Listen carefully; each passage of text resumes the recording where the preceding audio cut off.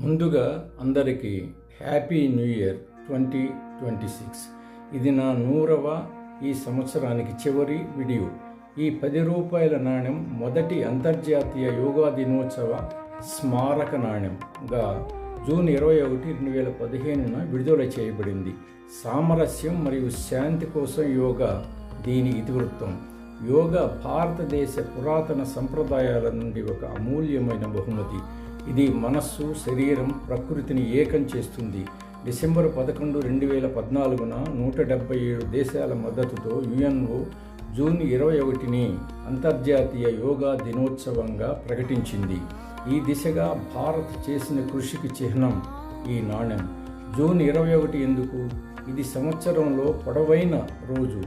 June 21, 2015న న్యూఢిల్లీలోని రాజ్పథ్లో 35,000 మంది యోగాభ్యాసం చేసి 2 గిన్నిస్ వరల్డ్ రికార్డులను సృష్టించారు.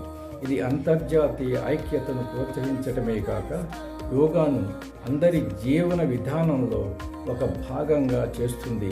ప్రపంచ గుర్తింపు, డిజైన్, ప్రూఫ్ సెట్ల పరిమితి సరఫరా ఈ నాణ్యం విలువకు కారణాలు. ముందు వైపు డిజైన్, అశోక స్తంభం, భారత్ డినామినేషన్ ఉంటాయి. వెనుక వైపున మానవ ఆకృతి, గ్లోబ్ మరియు జోడించిన చేతుల చిహ్నంతో పద్మంపై యోగా భంగిమలో ఉంటుంది. అంతర్రాష్ట్రీయ యోగా దివస్ అనే నినాదం ఆంగ్లంలో national day of yoga outer సర్కిల్లో, సామరస్యం మరియు శాంతి కోసం యోగా అనే థీమ్ హిందీ మరియు ఆంగ్లంలో ఇన్నర్ సర్కిల్లో ఉన్నాయి. అన్ని మింట్లలో ముద్రించబడింది.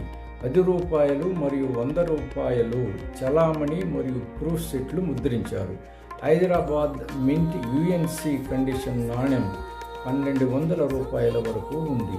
ప్రూఫ్ నాణ్యాలు ఇంకా ఎక్కువ విలువ ఉంటాయి.